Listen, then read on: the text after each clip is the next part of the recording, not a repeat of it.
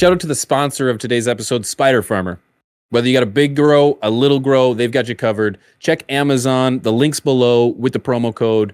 Thanks, Spider Farmer, for sponsoring today's episode. Oh, so man. Afghanistan, Bro. yeah. That's wild. What the fuck is going on in Afghanistan, in dog? fairness, You see?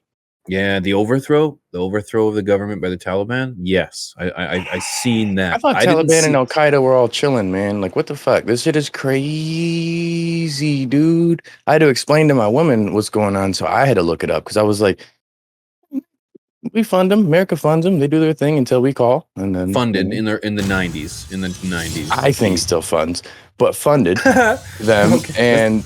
Fair, tinfoil. I rock my tinfoil do-rag underneath here. You know, I got a little do-rag. You guys don't see it. I get it. No, I get it. Hey, who am I? Just some ignorant rural Canadian. What do I know? That is true. I mean? I'm American, so I do know more right off the bat. That's true when you say that. Yeah. That's the I can't argue scientific that. I can't facts. argue that. I have to bow down to your statistics. As a just, you know. Yep, he's got my border, guys. He's got my border. We set secured. The border. We created the border. There's no border. Let's not.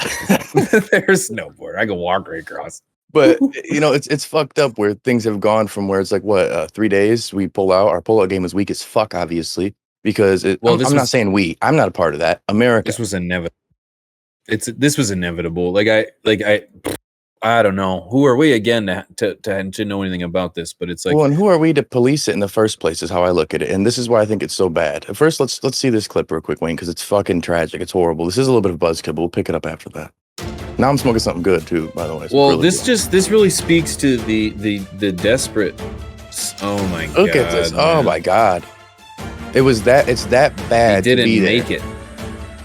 Oh my god! I'm not sure how this made any sense. You know what I mean? You can't do this. I understand that, like, you got nothing to lose, I guess, at this point. But the death is probably going to be. This is not a train. Painful. This is not a train. This is not an automobile. Yeah, you can't do this. Yeah, it just goes to show how desperate things really are over there. This guy waving like he's happy. He's like, hey. It just the choice is to be tortured or, I mean, just brutally killed. To be killed or killed is really the fuck, dude. Like, sobering. I'm power hit this blunt. But you know, it as crazy as this is, it is kind of, you know, we kind of need to see this kind of stuff, just because it's like, this is what happens in the world, man. This is what's happening, you know. And America don't give a fuck. Now the American citizens might. Some of the military, those individuals who are working as a job in the military might. Government, they don't give a fuck. Now, here's my conspiracy theory. That this is being ignited to keep us over there. That this is some sort of plot from the power. This is my conspiracy theory, okay? Don't quote me. Mm-hmm. The powers that be, and I'm American. Okay, P. Mm-hmm. So, mm-hmm. so okay, elaborate. I'm listening. Okay, I'm listening. So right elaborate. Off the rip, I'm ready. All right. So 9/11 now is showing that there's some actual non-conspiracy theory facts that show that Saudi Arabia sent a lot of money over to a mosque like a week prior to a guy who was a part of the attack. Saudi Arabia also is in cahoots with America. Okay, America goes over there. All of a sudden, it seems like our opiate epidemic just blows the fuck up. Like, we just have this huge problem there. We're taking over the oil over there. Everything's going crazy. Now we're pulling out. Mm-hmm. And all of a sudden, these guys are ready to go full-fledged attack within days, coming out of caves or coming out of hidden areas to, like, totally, completely take over within a few days. Is that going to keep us over there? Are we going to have a new war there now? Because we have to. Well, now we see everything that's going on, so now we're going to stay there. America's going to be like, well, what are we going to do? Well, this is why we went there before. Yes, but we can't stay. Okay, so I'm as ignorant as it comes. So this is just why we get to have this conversation. Welcome to Top Buds. But like we went. You can argue we went over there for oil. You know, it certainly had the interests. You know, our interests when we went over there.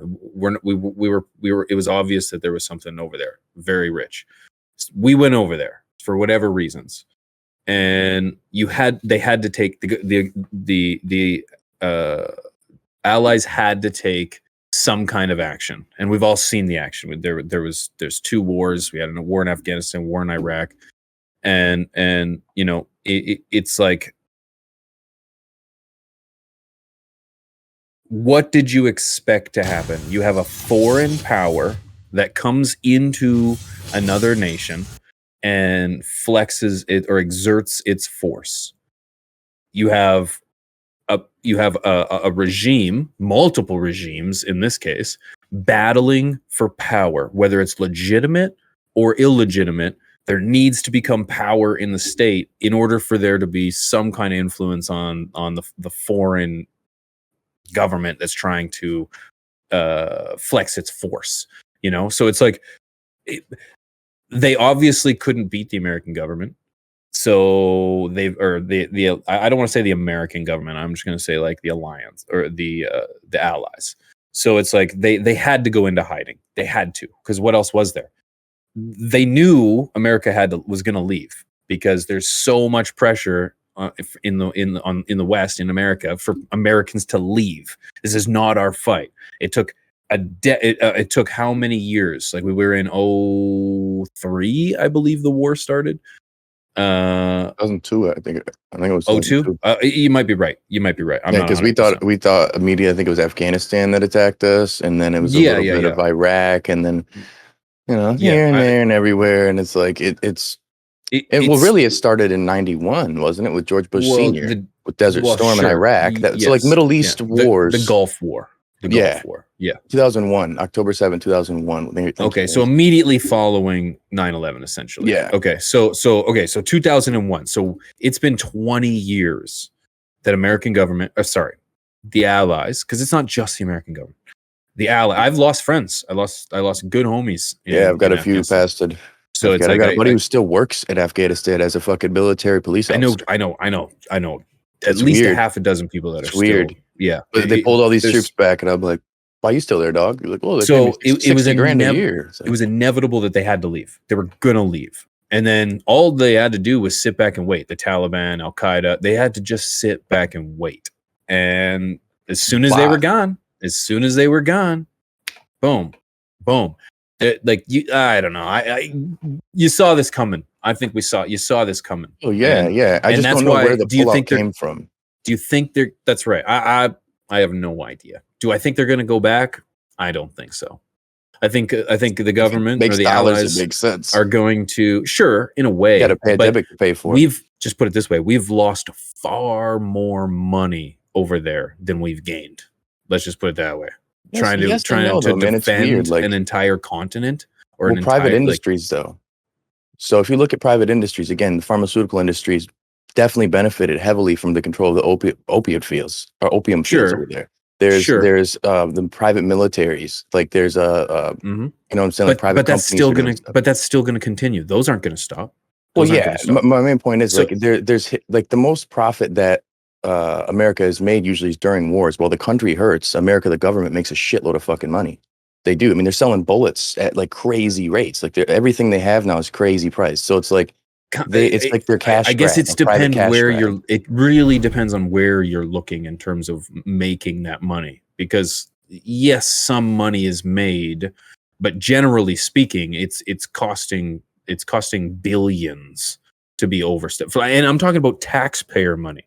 Because at the end of the day, that you only have one source of, or not one source. Sorry, you only have one government coffer. You only have one balance. You only have one GDP. It's like so you're spending billions of dollars from the government to fight this war. So it's like I just don't see them going back. Only because it's taken this long to leave. It's only a matter of a support mission from here. They're going to try to fly their people out. They're going to try to get as many things. If they start blowing up or setting on fire the oil pipelines, then I'm sure it might get someone's attention. Yeah. But again, I ignorant rural redneck with a ponytail. I don't know anything. But it'll be definitely interesting to see how it unfolds. It's unfolding so dramatically quick, and everybody's blaming one president or the other. It's always going to fall on whoever the current president is right now. Last administration pushed to make this happen because we want our fucking troops home. We want our people. Like here's how I look at it: is we want our people home. So I'm just gonna grab rubbed your shoulder there. Both It's okay. It's fine. It's okay. Like that's where I feel a little like split, where I'm like, we still need to have some sort of power and control, because if let's say allegedly the facts that the government tells us that someone in Afghanistan from the Bin Laden family hired some people with box cutters and they overthrew a flight and they crashed and random places blew up that weren't hit and we already know the story. If that is true, then why is the government not concerned what could happen in Afghanistan if they don't have some control about what could come at it of attacking America? You know what I'm saying? So it's like, which story do we buy into? Which one do we believe? Because the original story is we were there because of 9/11, and now we're there to stop this power. So we stopped it, but now it's back. So we're gone, and it's like, fuck it, we'll wait until they attack again. I guess the formal reason, I guess you could argue, that we were there was because we were trying to reestablish government. We should go to Africa, build it so they could defend and govern themselves. We should be now again. Why? Again, this. Essentially, it was to prevent exactly what has just happened. So, yeah. It's crazy. It's crazy. It's crazy. And I'm curious to hear what you guys think, in the chat and in the comments below. All opinions are welcome, of course. I don't think any of us as citizens have any idea. Not that we don't have any idea. I think some of us do. I think some of us are on the right track. Yeah, for sure. For sure. I'm not gonna play into either one way or another when it's like I don't have access to any of the information that would allow me to point myself in a direction. But I also don't want to point myself in another direction because there isn't evidence in one way or the other. I'm going to try to maintain an open mind. Yeah. And I think the biggest issue we have going here right now is the fact that the people who are punished or who have to feel this are the citizens. There's going to be kids who get sent overseas, whether they are down to shoot or not. Their family isn't down to see them get shot and lose them potentially. We've got other potential innocent people over there in Afghanistan who are being attacked. They don't deserve it. We've got money being lost on both sides. Like, why can't everybody just get along? Why can't we have their leaders come fight our leaders? Like, send Sleepy Joe over there to do a little like UFC, man. That's what I'm saying. When I was a kid, I was like, let's get Tyson as our president. Okay. He might not make the best decisions, but he'll fuck somebody up. Okay. Right. So you bring him and Saddam? You bring him and Saddam pay-per-view? Lay it down. I would pay. I'd pay. If we had to pay a little bit more so that we could help, we could help one way or another, one side or the other. Double it up. Fuck, dude. This is why Terry Crews is president of Idiocracy. You need someone who's a little jacked up. You know what I'm saying? Yeah, you have to. But yeah, that was a great, great conversation, man. And no matter what, there's a lot of answers that I would be very curious to hear. Absolutely. Other than Kanye for president, I like those answers. Rod, you high, dog. The Perky's hitting you hard, dog. I think it's interesting though that we can have this conversation. You know what I mean? And that we can even remotely touch on these subjects, because there's places in the world that can't even have this conversation, man. They can't question anything. They can't revolt. They can't give any kind of dissent. It's we live in amazing countries. West Michigan.